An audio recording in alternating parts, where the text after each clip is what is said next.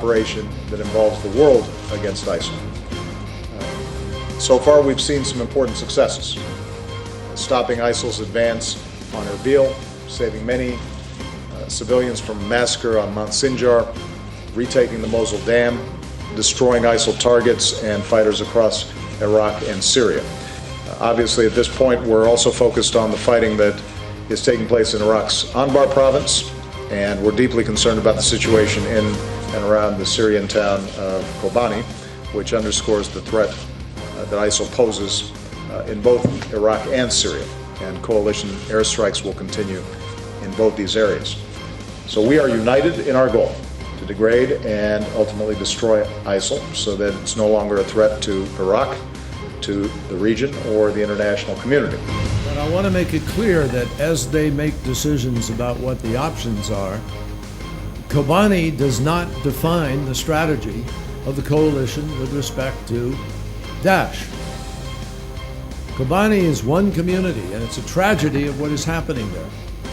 And we don't diminish that.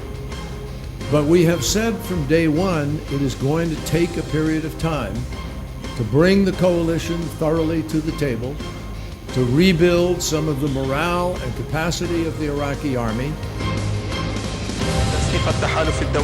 The coordination between the international coalition to fight Islamic State and the so-called moderate opposition that kills Syrians raises doubts about the coalition's intention to find a political solution in Syria.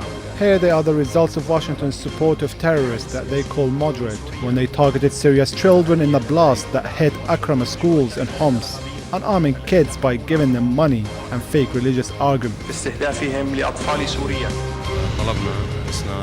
We asked for air and logistic support such as military equipment and armament, but we didn't ask for setting up military bases or sending troops.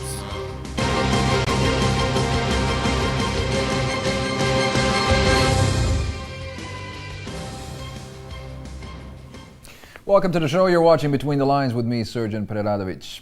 Well, from Kobani in Syria to towns in Iraq's Anbar province, militants belonging to the so-called Islamic State are still making territorial gains. Now, the IS advances have raised serious questions about both the strategy and the real motives behind the so-called US-led coalition targeting the extremist group. To discuss where we go from here and what all of this means, let's now bring in our guests for the evening. Right here in the studio, I'm joined by TK Malloy. He is a freelance journalist. Thank you, Serge. From San Francisco, we have political analyst Mark Mason, and in Washington, D.C., Abbas Kadem. He's a senior foreign policy fellow at the Johns Hopkins University. A warm welcome to all of you, gentlemen. TK, if I can begin with you here. Are these strikes against the IS likely to lead to U.S. troops perhaps being deployed on the ground in both Syria and Iraq? Serge, it seems to be heading that way. We have to qualify when we say U.S. troops, but both Secretary of State John Kerry and General Dempsey, who's the Chief of Staff at the Pentagon, have suggested that this is going to be a necessity. What they're specifically pointing to is putting so-called special forces in the so-called assault line, is up with on the front lines, whether it's with Iraqi troops or elsewhere. They need these people to do target spotting. That seems to be one of the flaws in the system right now. I think the cliche term boots on the ground should be probably thrown out at this point, but there's not going to be U.S. infantry or Marines sent in, but there's definitely a need for having some sort of U.S. presence, special forces in the front line, on several grounds, as they need the expertise, they being whether it's the Iraqi army or others fighting against ISIS. And beyond the expertise, symbolically it's important. It'll stiffen everyone's backbone to see that the U.S. is putting their own necks on the line as well. But the critics of the operation, TK, are suggesting that there are parallels to be drawn between those troops on the ground and the U.S. invasion of 2003. Abbas, I want to bring you into the discussion here. What do you think about that? If there are to be troops on the ground, American troops on the ground deployed in Iraq, is there a parallel between that and 2003? Well, thank you for having me. It's not if there have to be troops, if this strategy is to succeed.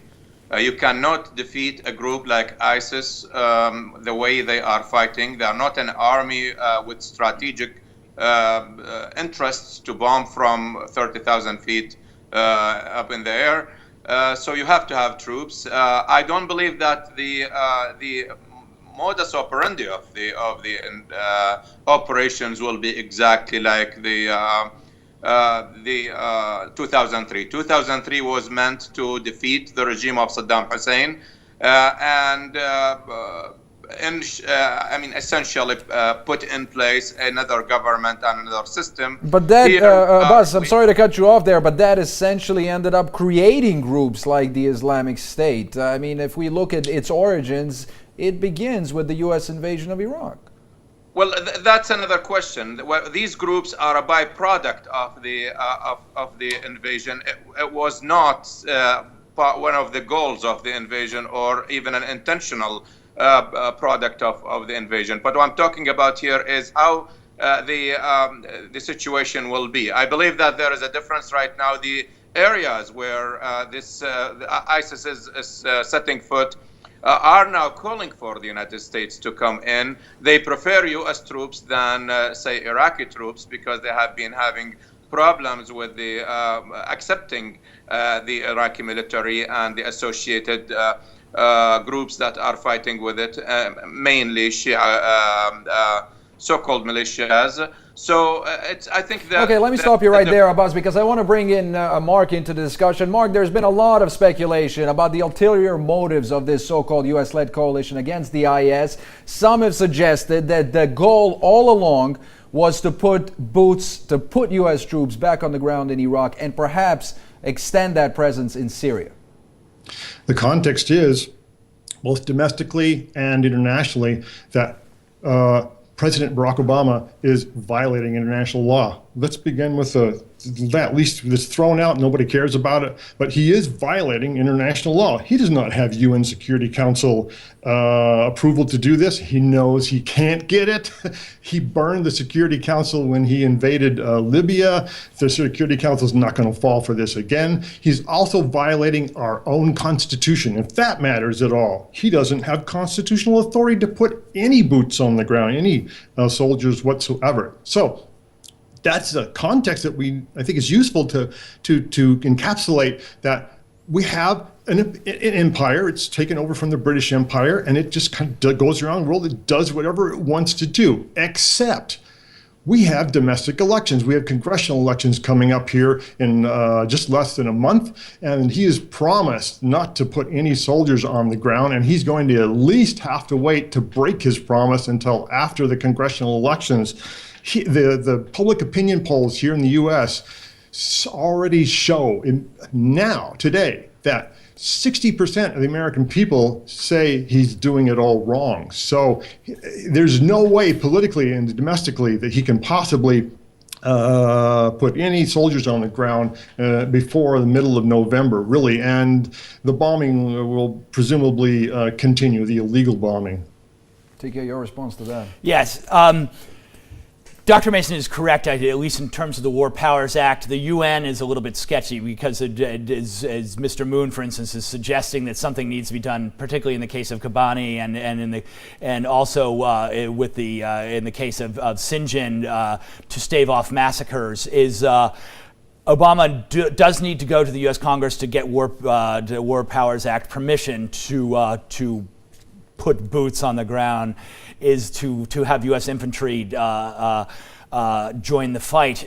However, what we need to look at here is really an either-or proposition, and this is where I disagree with Dr. Mason, who I have a great deal of respect for, is remind ourselves of the Rwandan genocide, of the Khmer Rouge, and other instances. Someone has to step in. We could list the atrocities of ISIS and so forth ad nauseum. It's been done, but it's really almost irrelevant. It's an either-or proposition if you're with the group or you're against them. They obviously have a great fan club of persons joining from around the world.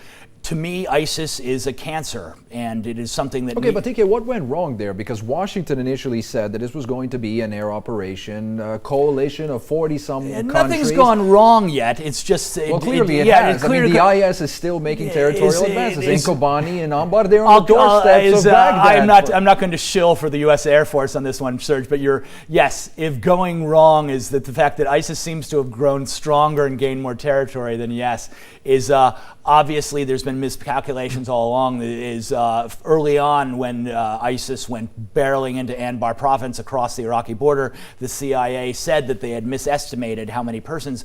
Obviously, there's still misestimations going on. Is these people are banging at the door of Baghdad right now, as they seem to have gained even greater strength. Now, the reverse argument you might employ is how much more would they have gained had no bombing taken place? I'll finish with this since you have some other guests. Is obviously the tempo of bombing is very narrow, as we were discussing before. During Desert Storm, within a 45-day period, there was 50,000 strikes done, etc. The average here is 10 a day. The U.S. Air Force itself has suggested increasing to 200 a day. Abbas, what do you make of those numbers? When we look back at statistics, we find that the U.S. airstrikes launched against the IS so far are a fraction of the strikes that were launched against Saddam Hussein during the 2003 invasion. That's right, and in fact, even the Iraqi Prime Minister has said that the strikes are not as many as they hope them to be. The reason for that is because there aren't many targets to hit. These are small groups that are moving in and out, and they are entrenched in civilian areas most of the time. You cannot really bomb much. But how is that true, Abbas? Let me stop you right there, because there's one thing that makes no sense to me.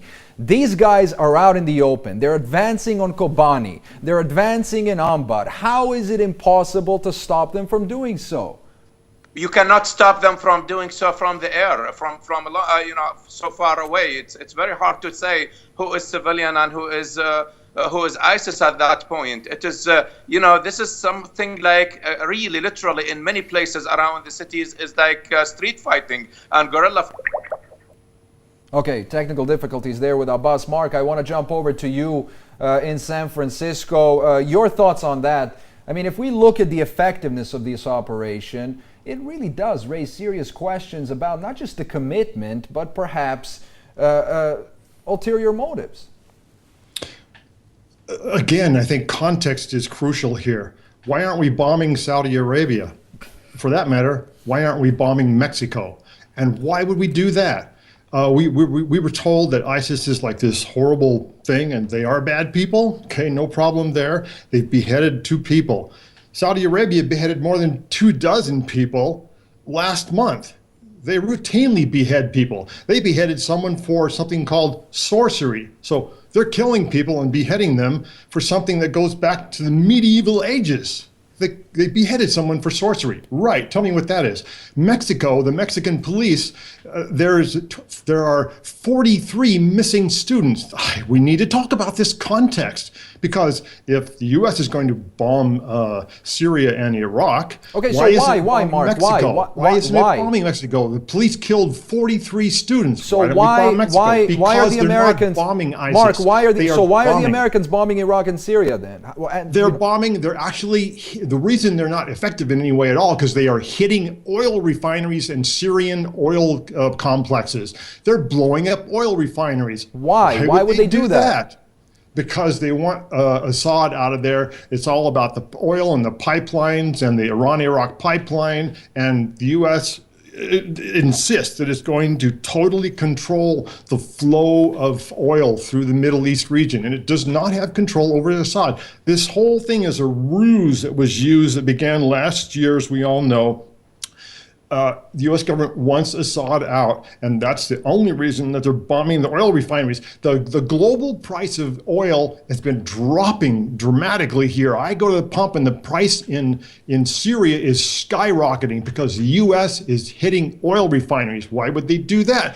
To damage this Assad regime.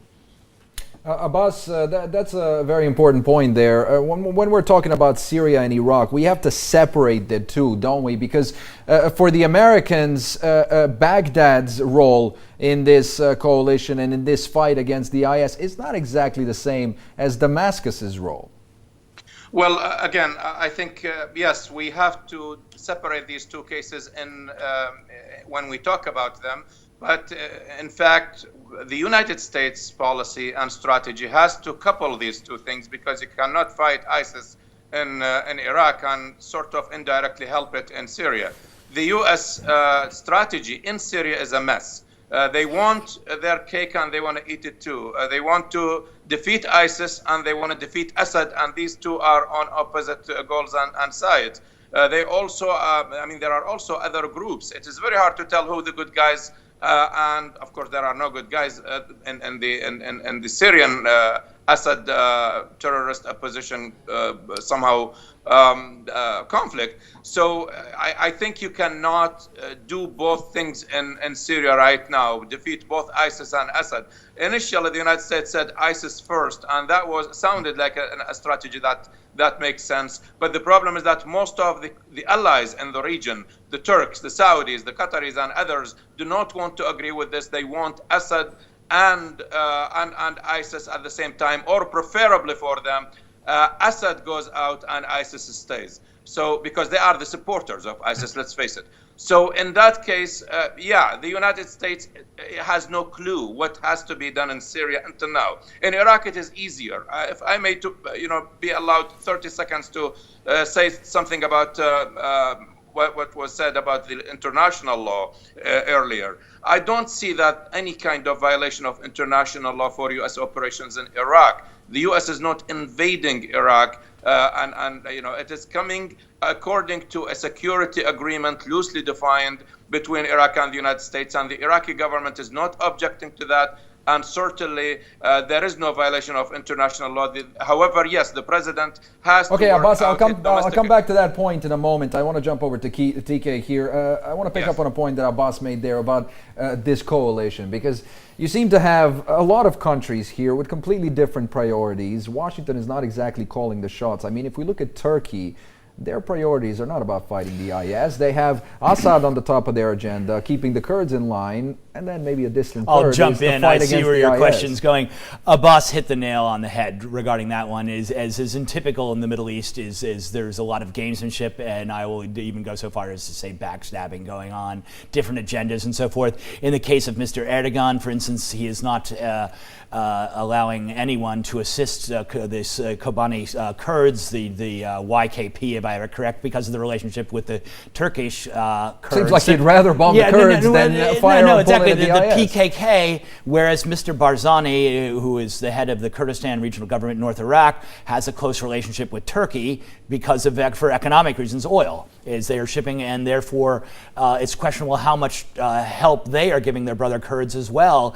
There is the questions of who originally funded ISIS and where the hell they came from, and everyone does have a slightly different agenda. While Iran and Hezbollah have both denounced the U.S. coalition, they also are I think, secretly encouraging it. They are against ISIS themselves. But yes, you get into some very complex questions. To wrap it up, so some of the other guests can speak. Obviously, several things will happen with the fulcrum of Kobani and Turkey and the coalition. I think a no-fly zone is inevitable. One, in terms of clarifying U.S. strategy in Syria, and also is the Turks have mentioned, and the U.S. seems to be leading this way, of doubling the number of training of moderate groups. Mark, your thoughts on that? Turkey's role there, I mean, looks very complex when it comes to fighting the IS. I think it's fairly straightforward, if I may say so. Turkey has been bombing the Kurds in southeastern Turkey just a couple of days ago. They were attacking them. They had Turkey and the Kurds in southeast Turkey had a moratorium. And since March of last year, and now that's ended. So Turkey has refused permission to U.S. to use any Turkish air bases, and Turkey wants Assad out. They have been adamant about violent reaction to the Kurdish desire for Kurdish autonomy. So we know the Kurdish standpoint.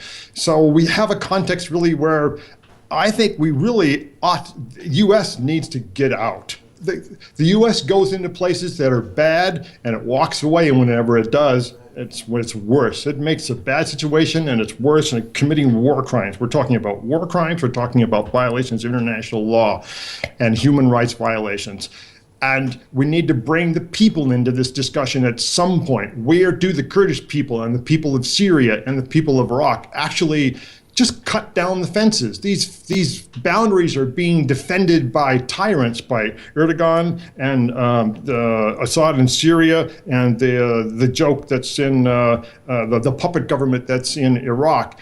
And these conflicts were created by the U.S. invasion, and they will never be resolved through military action. They can only be resolved through political diplomacy coming to the table. And the first step in doing that, to give a concrete, very quick example, is that we need to cut off all funding for all arms. We've got to demilitarize the area, get the arms out. We can have an arms embargo, and we know how ISIS is funding themselves. We can cut off their illegal sales of oil that they're sending through both Pakistan and through Turkey. That's what needs to be done, is an arms embargo, and cut off the funding to ISIS and bring these real people on the brink of continued eternal warfare, bring them to the table. DK, why not an arms embargo? Why not some sort of financial embargo? If you want to cut off the flow... I admire Dr. Mason's idealism and share it in part, and particularly about the question of Kurdish autonomy, is someday there might be peace in the Middle East, and this is a goal to be strived for, and peace gained through diplomacy.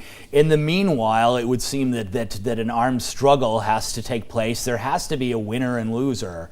Unfortunately, yes, the colonial lines are being broken apart right now properly, as they were artificial to begin with. But yes, an arms embargo, yes, more diplomacy and politics, but also is obviously that there's a military competition taking place.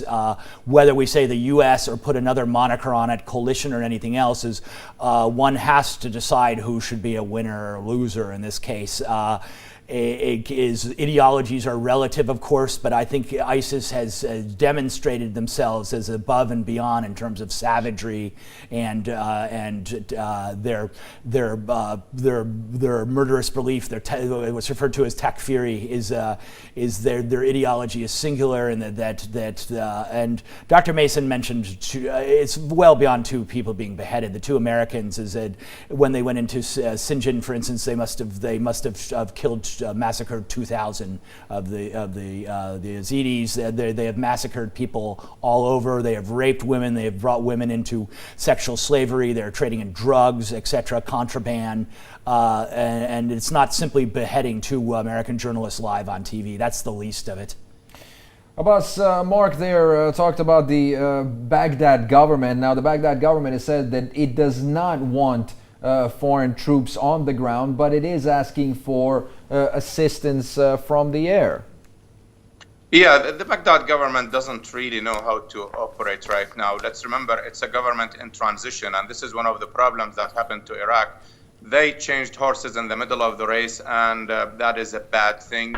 The outgoing Prime Minister, Noor al-Maliki, with all of his problems, he was the man who held all of the security levers in his own hands, and he was pushed out, and now we have a government that is not even fully formed. They don't have a Minister of Interior or Defense. These are all the security jobs. They are still vacant, and the current Prime Minister doesn't know where he is at. That's one problem. The second problem, I think they are right in rejecting foreign troops in the context of rejecting regional foreign troops. Any regional foreign troops, Turks, Jordanians, Saudis, and the Iranians are already ready to get in, and some of their forces are probably in, at least advisors, etc. So that will make Iraq automatically a theater for a regional war among those countries whose interests are in conflict and mutually exclusive. Well, Abbas, what's the alternative? Are the Iraqi security forces, the volunteer groups, are they capable of taking this fight on their own?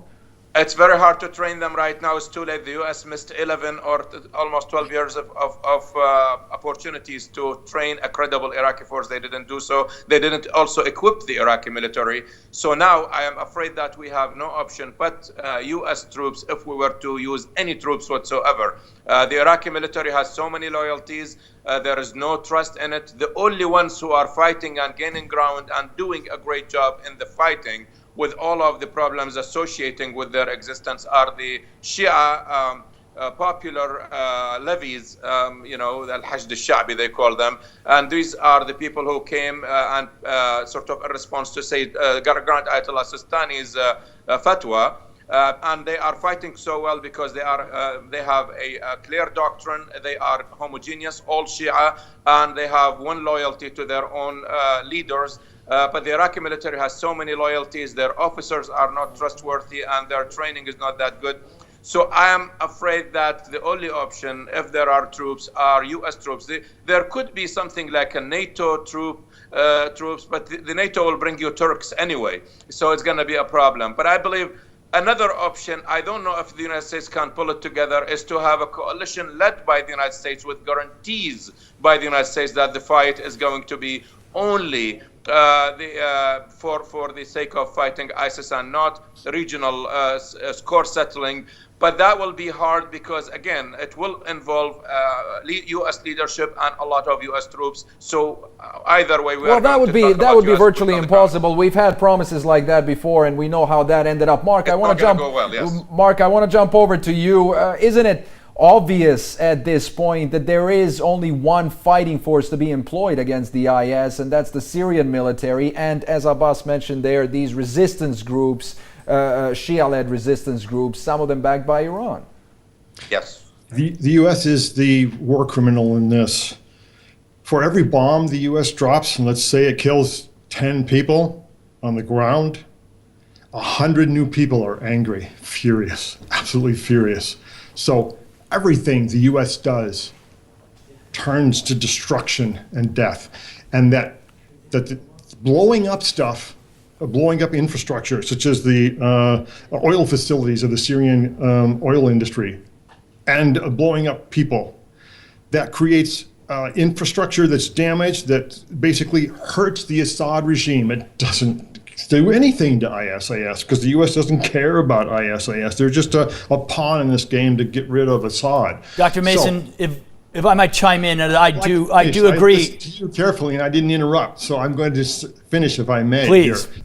Is that this context is that the U.S. wants Assad out, doesn't care about IS. It's hitting the oil refineries. And we have a context where we know that reports are coming in, independent and I think reliable reports, that the so-called Shia militias in Iraq, they're committing war crimes, human rights atrocities, claiming to be fighting ISIS, that they're not. Well, they're not claiming, actually, Mark. A lot of them have been doing a very good job because the groups have disputed those claims. The groups on the ground have said they have liberated Sunni areas, not just Shia areas, and that's a very important thing to point out here. TK, if I can just get your thoughts on that. Go ahead, jump in. Dr. Mason was making the point with every bomb we drop, creating more jihadists. It's true. We are caught in something of a vicious circle around the world. Is inexplicably, after destroying Al-Qaeda's command structure for 10 years, is still a going ideology. And ISIS is an example also of an idea that simply won't die no matter how many people we killed. It's the bull in the china shop. We weren't the originators of the problem, but also, Abbas hit it on so Dr. Mason, you're right about that we create our own mayhem. Abbas hit it on the head as well, though, is we're stepping into a 1,000-year-old war of Shia versus Sunni. And this is something that the Shia, of course, are fighting with great alacrity because it's their age-old enemy, the Sunni Takfiris. These people will destroy each other. Then this is the worst of the Sunni yet that the Shia have fought against, is these two sides. Now, that's not to say, as you pointed out, that the Shia levies have liberated Sunni areas. But at the same time, is these are like two dogs at each other's throats, and how it ends is anyone's guess. This struggle has been going on for 1,000 years between these two sides. This is maybe the latest chapter and the worst so far. If I had to choose my dog in the fight, of course I would choose destroying ISIS, but not destroying Sunnism. The two have to learn to coexist. The government, Abbas was pointing out in Iraq, has to learn to balance Sunni and Shia interests as well for there to be a political solution to Abbas, this. is that really the case? Because if the two are going to coexist, things weren't nearly as bad as they are now before the U.S.-led invasion of Iraq, and the tensions that exist between these rival groups today have only been exacerbated by the conflict in Syria, which is in part being driven by Western powers. No, I mean, things were worse before the U.S. got in. The only thing is because basically the fight wasn't that visible. The government in Iraq did its share of the killing. I participated in the 1991 uprising after the Kuwait crisis to topple Saddam Hussein. And in that month and a half between March and April of 1991, the Iraqi government liquidated 200,000 Shia and drove out of Iraq some 500,000 people.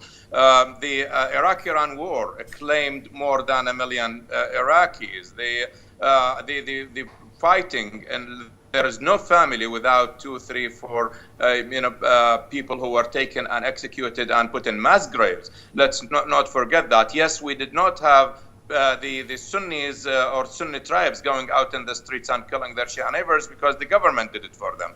Now it is all in the open. That's another matter. But I believe that we really have to work on or decouple two issues. A lot of people now blame the Shia government for it. In fact, we have a problem that in Iraq that is across the board. It is not the Sunnis who are more marginalized and underserved, and the Shia, the Kurds, and and as well as the Sunnis are all getting the shorter end of the stick. Iraq right now is divided horizontally. There is at the upper level a very lucrative place for the government and the governing ruling class. These are Shia, Sunnis, and Kurds who are making a kill, and it's a great business for them, this sectarian violence. And there is underneath the lower part, which is where all of the Iraqis, Shia, Sunnis, and Kurds. I just came back from Iraq, and if you go in the south, it's heartbreaking, the suffering of the Iraqis in that region. Also, let's face it, we don't have really a popular, some kind of a Shia-Sunni conflict from the Shia side. Yes, there is not a single Shia in Sunni areas right now. They killed whatever they captured, and those who fled with their own skin, they managed to flee to safety. But let's remember that in the south, in all of the south and the central Iraq and Shia areas, the Sunnis have not been touched. And I also in Karbala, the Shia heartland, there are Sunnis from Anbar and from Salahuddin and from Mosul who are refugees, and they are being lodged and fed and taken care of as they should be by the Shia shrines and the Shia clergy. So there is, Sunnis are every day going and roaming around in the south without any problems. The reason why we don't have in the south and in Shia land that kind of extremism that calls for the killing of the Sunnis. In the Sunni areas, there is some leadership that is, that is doing this. But in fact, I think that the picture is still, it needs a lot of nuancing, because we have, even in Baghdad and in mixed areas, sectarian mixed areas, there are people who are switching houses and so that they can go to their safety communities, a Sunni gives his house in a Shia area to a neighbor who is Shia, and the same thing is done in the Sunni areas, and then telling each other, stay in this house and let's swap houses until things get better. Iraqis are still intermarrying. There's a lot of that. But in fact, the biggest problem is in the political class, who is right now acting as rabble-rousers, and they are the ones who are holding, especially the Sunni politicians, all of this suffering in Sunni areas is because of those Sunni politicians who can never have enough of power and prestige. And they are the ones who are causing this mayhem for their communities. And also the Shia leaders are doing the same by their corruption and by their self-serving. But no one is really in the political elite is acting on the best interest of their constituents. And that is where the problem lies. We don't have an all-out civil war like what happened in Rwanda or in other places, but we have really a political clash that trickles down and causes problems within the Shia, the Sunni areas and the mixed areas where the Shia and Sunnis are. Otherwise, you go to places where like Basra, like Hulla, like others, where Shia and Sunnis are there, but majority or vast majority are Shia. You don't have one Sunni that is being touched because of sectarian this war has been far away from them as anyone can ever imagine. Mark, looking at everything Abbas is saying about those sectarian divisions, it seems like we're in for a never-ending conflict until the borders of the region are redrawn. The U.S. began bombing Iraq in 1991. It shortly thereafter instituted financial sanctions. The combination of U.S. illegal war crimes, invasion of Iraq in 2003, the combination of the military violence and the violence of the banking violence, if you will, through the economic sanctions has killed 1.5 million people approximately. We're now cranking up the numbers every day as it goes by. The U.S. is responsible for the death of 1.5 million people in the region. There is no way, conceivably, that the stresses and the conflicts in the region, if the U.S. had never gone into Iraq, that we can be assured that 1.5 million people would still be alive. So that context is all about the U.S.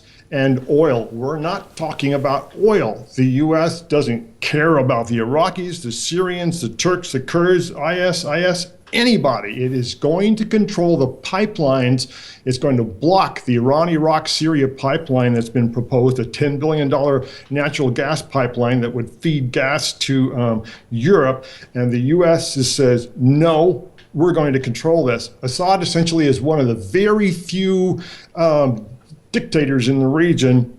He's not a nice guy, but he's taking an independent path. And the U.S. government simply does not tolerate independence and sovereignty. TK, a lot of this operation, it has to be about geopolitical interests. It is about undermining the government in Damascus and undermining those who stand in the way of U.S. interests here in the region, including Iran, of course. If possible, I agree with both Dr. Mason and Abbas. We do have a national security agreement with Iraq, and at their behest, as the assistance is being given at their request. Why would the U.S. be in the region to begin with? As we go back to Saddam Hussein's invasion of Kuwait, why would this be a problem anywhere else? Why didn't anyone intercede in Rwanda? There's oil there. Of course, we had to defend the Saudis. Now we're defending the Iraqis from ISIS because of oil interests as well. It's not purely that. There is, I do believe, a moral component.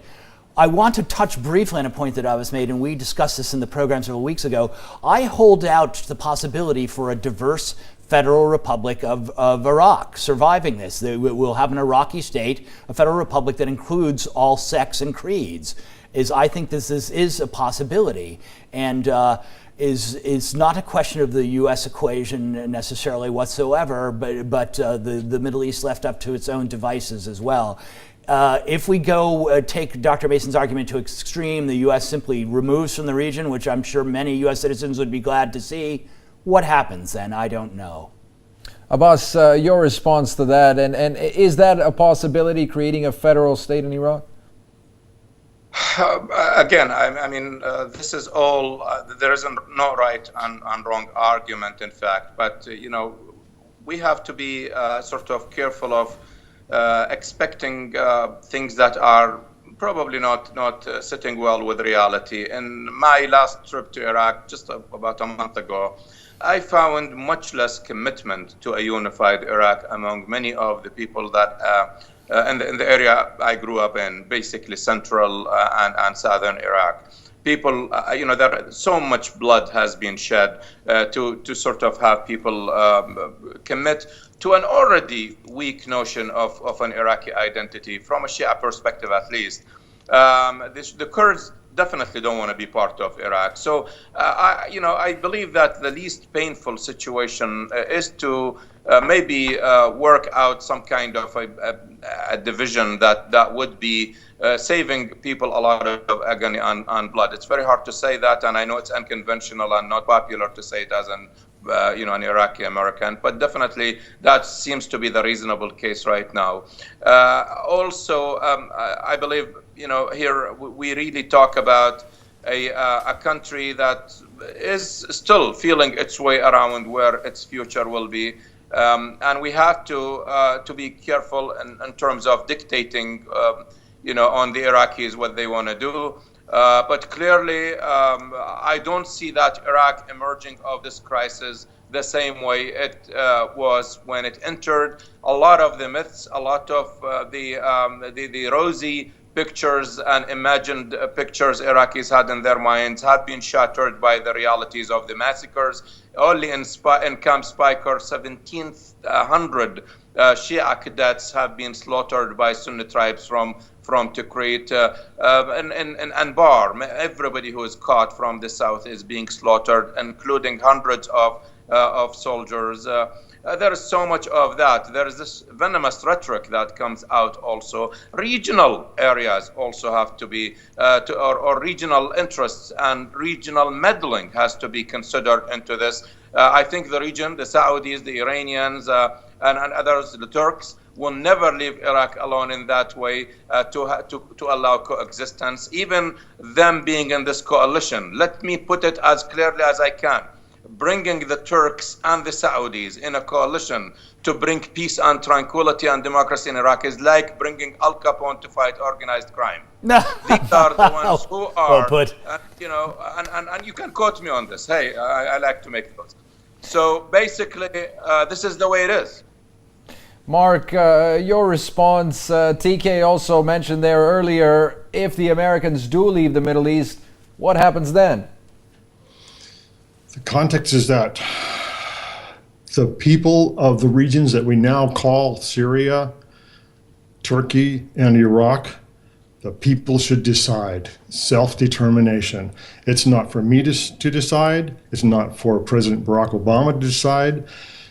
It's the Assad regime and Erdogan and the government in Iraq do not represent the interests of the people. We are looking at and witnessing the final death throes of the global state system. It's falling apart because it does not represent the interests of the people. So I say that the future of this region, that we should be told by the people of this region through self-determination, tell us their own future. Let the people of this region come together, get the arms out of the way, and let self-determination resolve the conflicts in this region. Okay, on that note, gentlemen, I'm afraid we have run out of time this evening. I want to thank all of my guests, of course, right here in the studio, TK Malloy. Thank you, sir. It's a pleasure. From San Francisco, Mark Mason, and in Washington, D.C., Abbas Kadem. Thank you.